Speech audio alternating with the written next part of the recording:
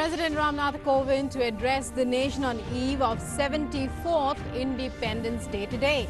The address to be broadcast on the entire network of All India Radio and all channels of Bulletin in the evening. In Rajasthan, Congress moves motion of confidence amid political tussle in the state. BSP issues whip to vote against Congress in case of no confidence motion.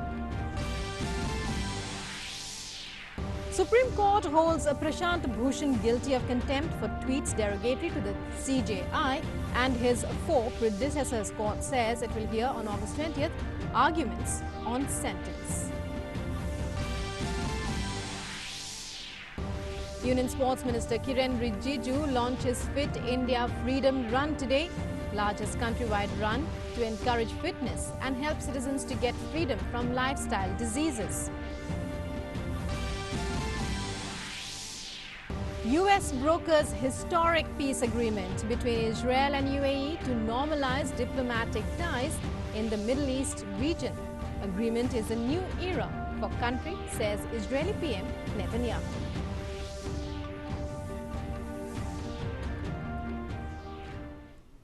Hello and welcome to this edition of the news. I'm Rukma. In our top story, President Ramnath Kovind will address the nation today on the eve of our 74th Independence Day. The address will be broadcast from 7 p.m. on the entire national network of All India Radio and telecast over all channels of Doordarshan in Hindi, followed by the English version. The broadcast of the address in Hindi and English on DD will be followed by broadcasts in regional languages by regional channels of Doordarshan. All India Radio will broadcast regional language versions at 9:30 p.m. on its respective regional networks.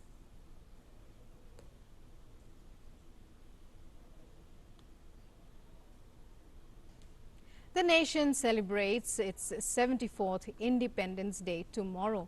Prime Minister Modi will lead the nation in celebrating Independence Day from the ramparts of the majestic Red Fort in New Delhi. The Prime Minister will unfurl the national flag and address the nation from the ramparts of the iconic monument. Security has been tightened in the national capital in view of the celebrations. In view of the COVID-19 situation, Delhi police have requested invitees to follow guidelines issued by the Union Home Ministry and the Health Ministry at all times while they are participating in the function area at Red Fort. Delhi police have issued traffic advisory to ensure safe and smooth vehicular movement across the national capital tomorrow.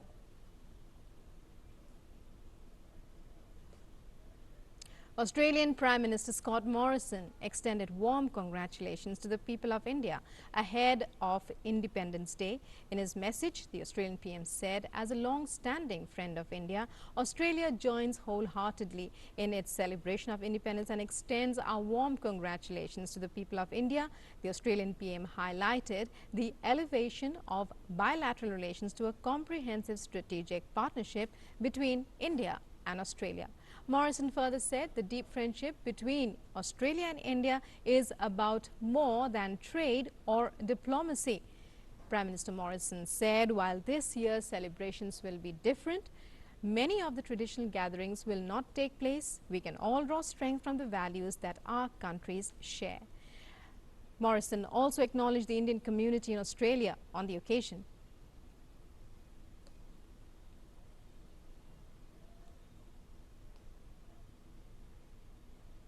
And now an update from Rajasthan, where the special assembly session is being held. Ashok Gehlot-led government has moved the motion of confidence in the assembly.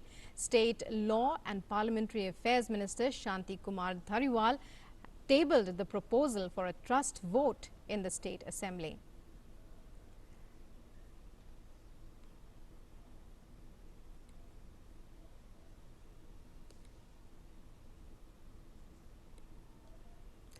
And earlier, the House paid tributes to former MP Governor Lalji Tandon and former Chhattisgarh Chief Minister Ajit Jogi, as well as other prominent leaders who passed away recently.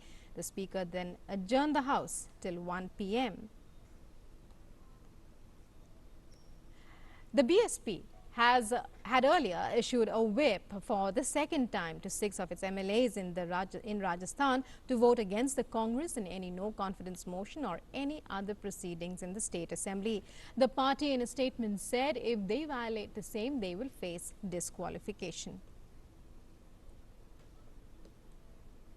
In another development, the Rajasthan High Court will today hear the petitions filed by BJP MLA Madan Dilawar and the BSP, challenging the merger of 6 MLAs with the Congress. The petitioners have challenged the merger of the 6 MLAs with the Congress and demanded a stay on the execution of the order passed by the Speaker in this regard.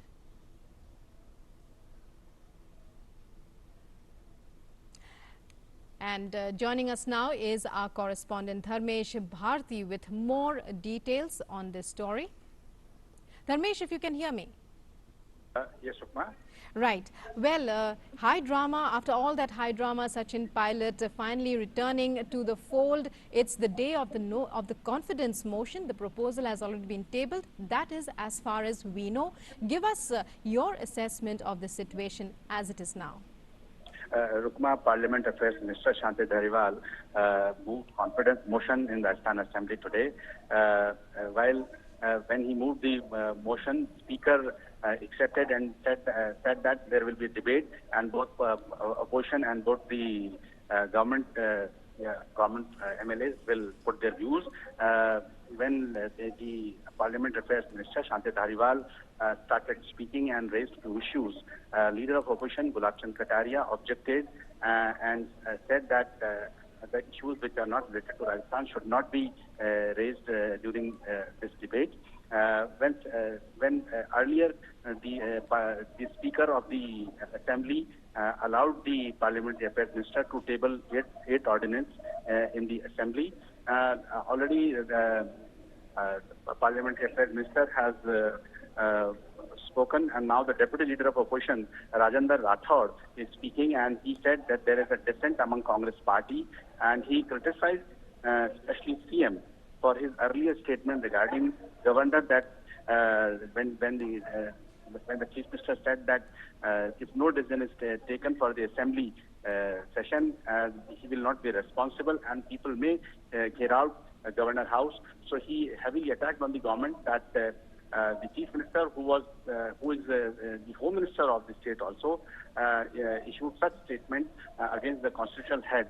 And again, the Deputy Leader of Opposition, he said that when the situation of pandemic and the law and order situation, which is not good in the state, and there is a quite dissent among the government, and the government was.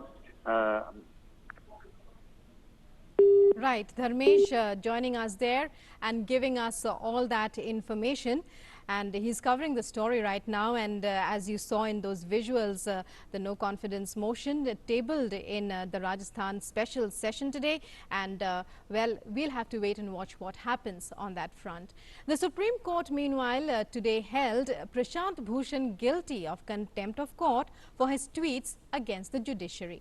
Taking suo motu cognizance, the Apex Court initiated contempt proceedings against him for his two separate tweets on Chief Justice Bobde and the Supreme Court. The top court will hear arguments on sentencing against him on the 20th of August. The maximum sentence could be 6 months in jail.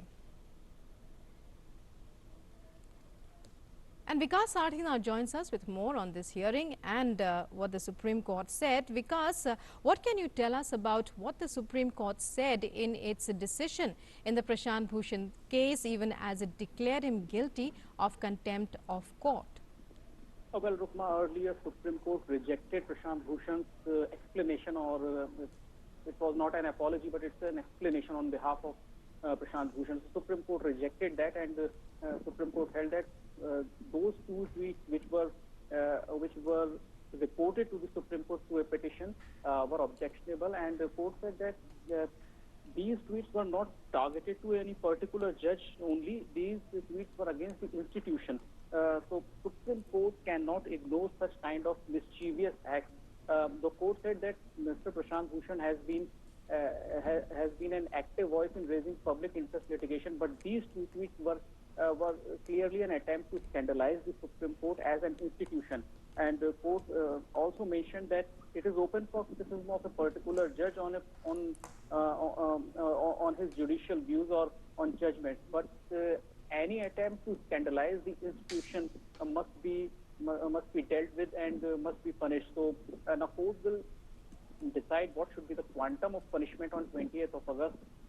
As you were saying earlier, that up to 6 months imprisonment is one of the sentences under Contempt of Court Act, but Supreme Court will decide on 20th of August that what should be the quantum of punishment. But it is a tough day for Prashant Bhushan because earlier he was of the opinion that whatever he said in those tweets were not against the institution, and whatever he said was not an attempt to scandalize the court. He raised a justified issue, but court rejected those arguments and explanation, and now on 20th of August, court will decide that what should be the punishment that would be handed over to Prashant.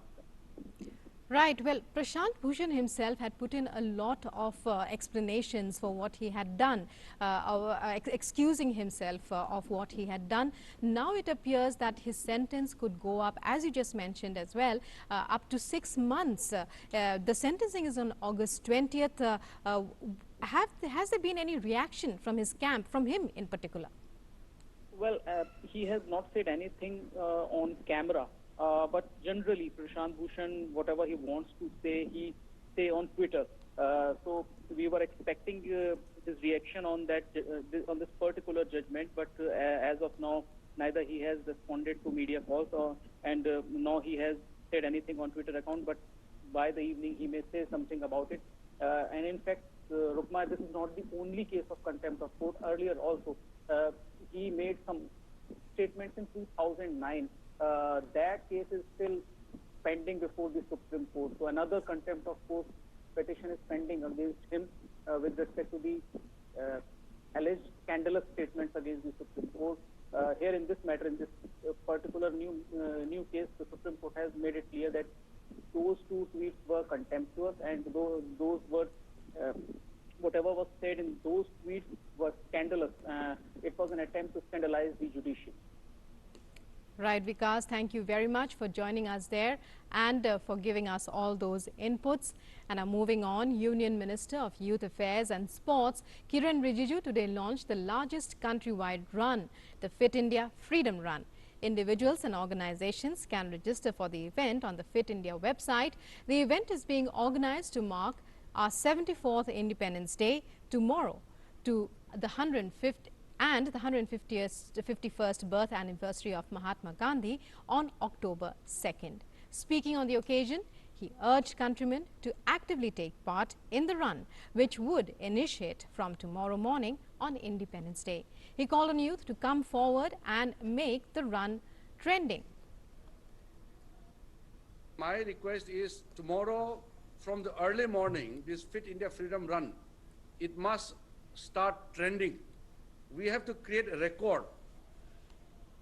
And addressing the event via video conferencing, Union Minister Kiren Rijiju also said that the Fit India Freedom Run will evoke patriotism in the youth and take it to another level. Holding flags and running or walking in the early morning, this is something, it boosts your, patriotism. It makes you feel more for your nation. These are some of the thoughts which gives tremendous strength in the way you perform and you think as a citizen of India. Raksha Mantri Rajnath Singh participated in Atmanirbhar Bharat Saptah Samapan ceremony through video conferencing from New Delhi today. During the event, Chief of Defence Staff General Bipin Rawat was also present. Under the Atmanirbhar Bharat Saptah, the National Innovation and Indigenization Organization was also being launched by the Raksha Mantri. Yesterday, through video conferencing, the Saptah was initiated by the Minister to push for Make in India on the 10th of August. And let's now take a look at updates on COVID-19 from across the country. The recovery rate has crossed 71%, while the case fatality rate has fallen below 2%. Over 17 lakh people have now recovered from the virus. 55,000 573 recoveries were recorded yesterday, taking the cumulative total to 17,51,555. With this, recovery rate currently stands at 71.17%. India's three-pronged strategy of test, trace and treat is proving to be a success. One tangible outcome of this strategy is that the fatality rate has dropped to 1.95%, with 48,040 deaths recorded so far. With over 7 lakh tests being conducted each day, the number of active COVID-19 cases in India now stand at 6,61,595, which is around 26% of the total cases reported so far. Further, according to ICMR, 2,76,94,416 samples have been tested for COVID so far. Of these, 8,48,728 were tested yesterday. The World Health Organization has advised to conduct 140 tests per day per million population. Notably, according to the Ministry of Health and Family Welfare, focused center-led efforts and effective implementation by states and union territories, 34 of them have exceeded this requirement.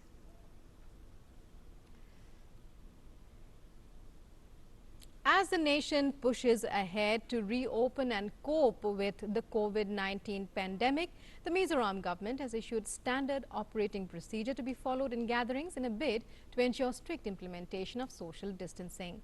The order restricts the gathering of people in marriage ceremonies, funerals, memorials and other functions to 50.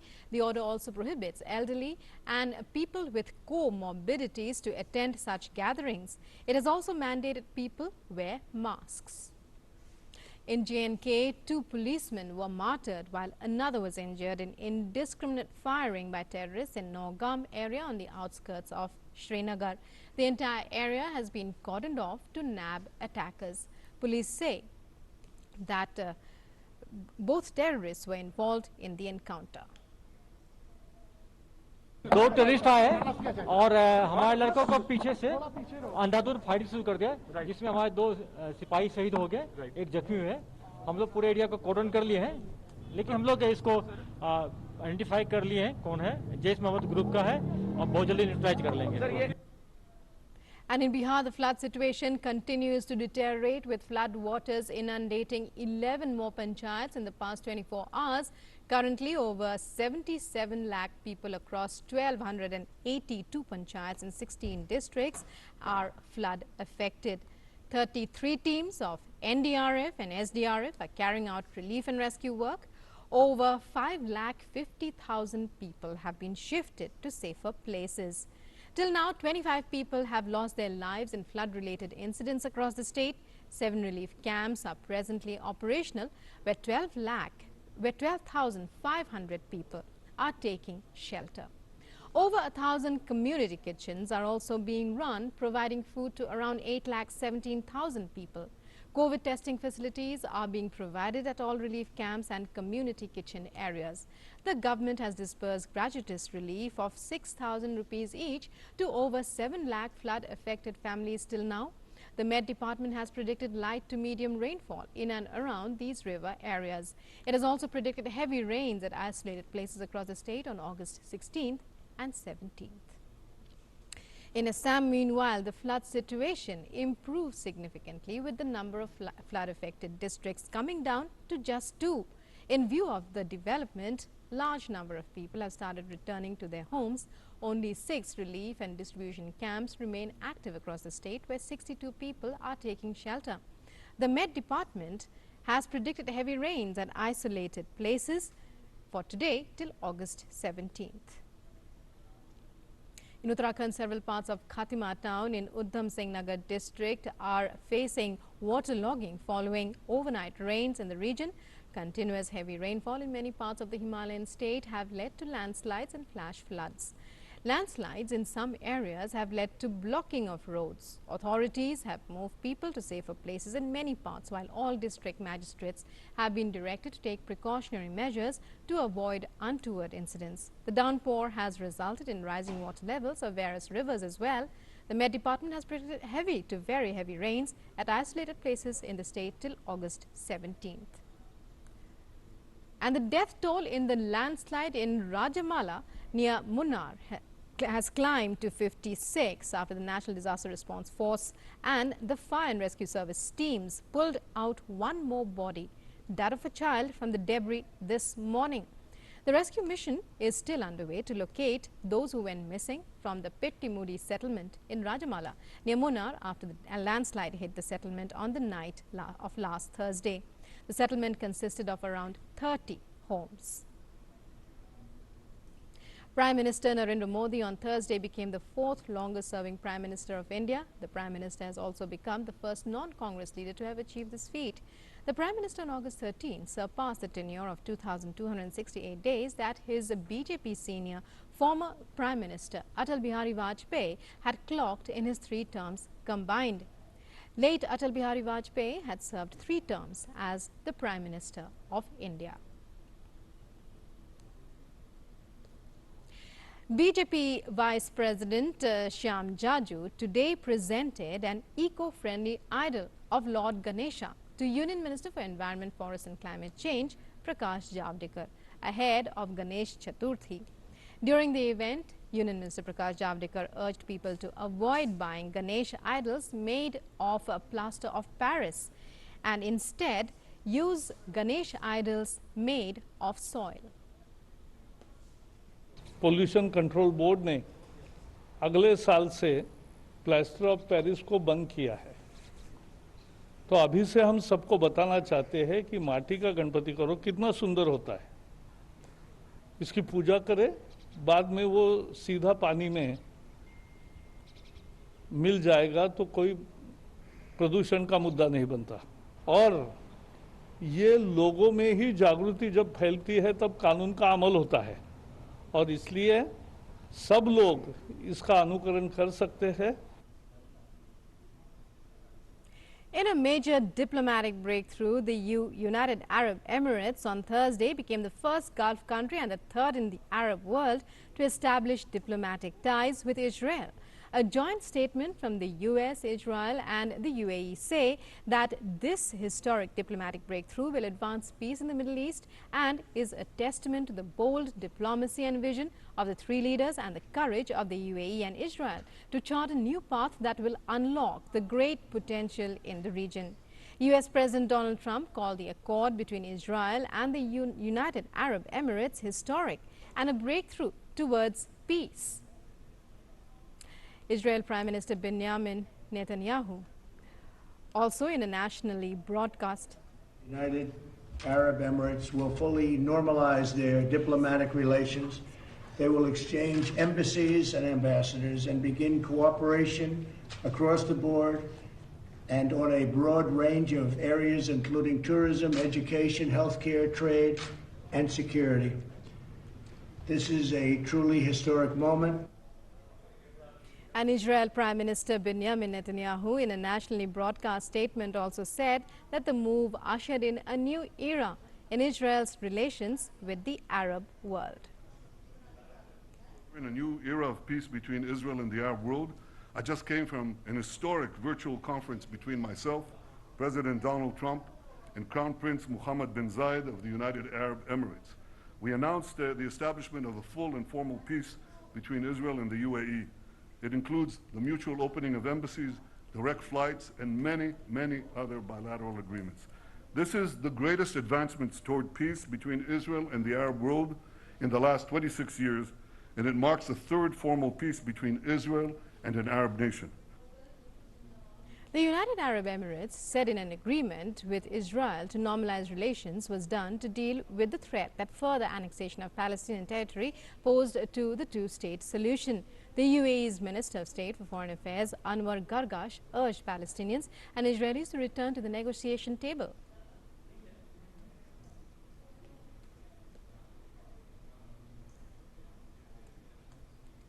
And that's all we have for you in this edition of the news. News and updates continue on DD News and DD India. Namaskar.